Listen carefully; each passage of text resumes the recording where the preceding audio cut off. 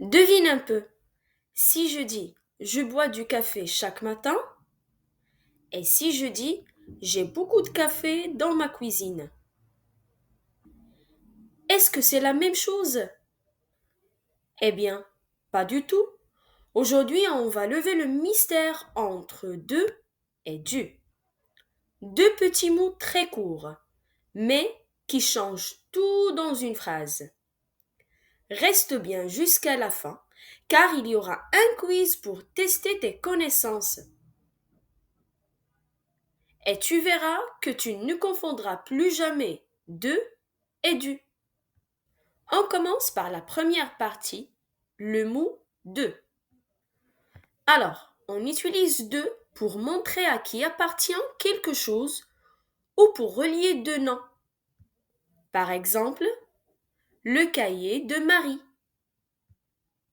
la voiture de mon père, les lunettes de ma sœur. Dans le deuxième cas, après une expression de quantité, on met toujours de. Par exemple, beaucoup de travail, un peu de sucre, trop de bruit. Et dans le troisième cas, après une négation, on met aussi de. Par exemple, je n'ai pas de livre, il n'y a pas de problème. Petite astuce. Après beaucoup, un peu, trop et après la négation, pense toujours à de, jamais à du. Partie 2. Le mot du. Quand on utilise le mot du. Dans le premier cas, la contraction de plus le. Alors, quand de est suivi de le, on fait la contraction du. Par exemple, le cahier du professeur, de le professeur. On ne dit pas le cahier de le professeur. On dit le cahier du professeur. La porte du garage. On ne dit pas la porte de le garage. On dit la porte du garage. Dans le deuxième cas, on utilise aussi du pour parler d'une quantité non précisée. Par exemple, je bois du café. Ici, du signifie une partie de quelque chose, pas tout le café du monde, juste une certaine quantité. C'est pour ça qu'on a utilisé du. Je bois du café. Je bois du café. Elle mange du fromage. On a utilisé du parce qu'on parle d'une petite partie de quelque chose. Par exemple, pas tout le fromage du monde, juste une certaine quantité. Elle reste du pain sur la table. C'est la même chose. La troisième partie, la comparaison. Mettre les phrases côte à côte. Le cahier du garçon. C'est une contraction de le et de. On ne peut pas dire le cahier de le garçon. On dit le cahier du garçon. Beaucoup de livres. Après une quantité, toujours on utilise de.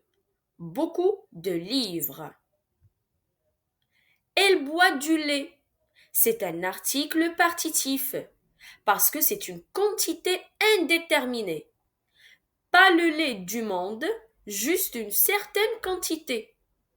C'est pour ça qu'on a utilisé du. Je n'ai pas de stylo. Après une négation, on utilise toujours de. Alors, petite astuce. Si tu vois une quantité ou une négation, choisis toujours de. Et si c'est un nom masculin singulier avec le, pense toujours à du. On passe maintenant aux exercices guidés pour bien s'entraîner et pour bien fixer la compréhension de la leçon.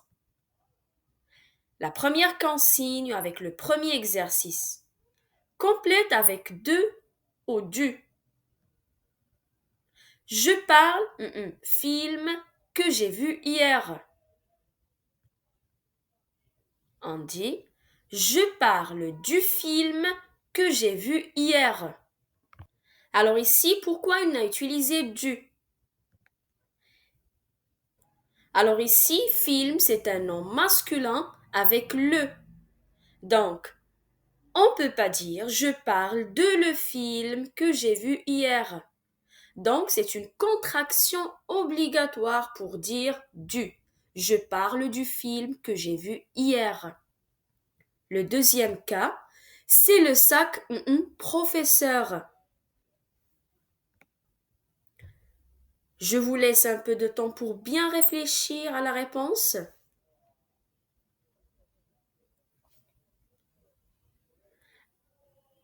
Alors, c'est très bien.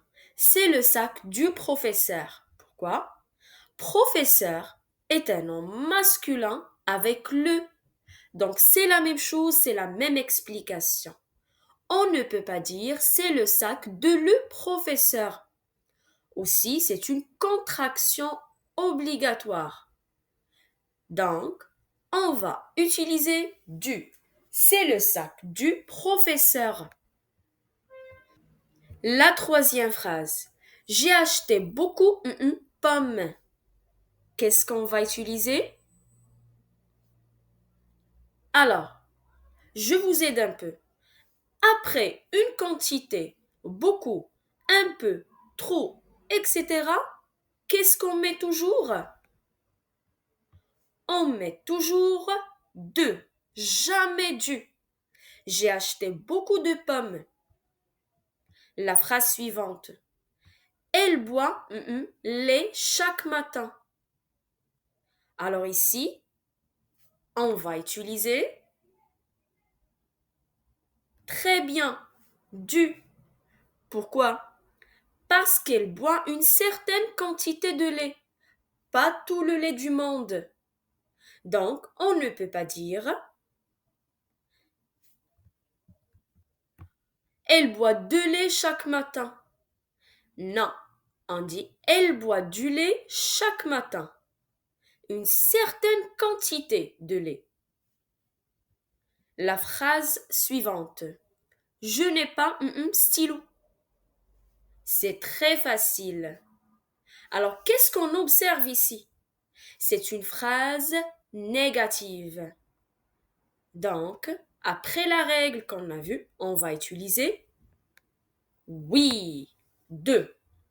Je n'ai pas de stylo. Après une négation ne pas, on utilise toujours de. Très bien. La deuxième consigne avec le deuxième exercice. Reformule correctement. Le livre de le professeur. La réponse c'est le livre du professeur. On contracte de plus le, avoir du bien sûr. Le livre du professeur. Beaucoup du travail. Est-ce qu'il est correct? Non, bien sûr que non. Bien sûr, pourquoi? Après une quantité, on met deux. Donc, beaucoup de travail. Je n'ai pas du temps. La phrase est une phrase négative, donc on ne va pas utiliser du de. Je n'ai pas de temps. Bravo. Le troisième exercice, choisis la bonne phrase. J'ai besoin du courage ou bien j'ai besoin de courage.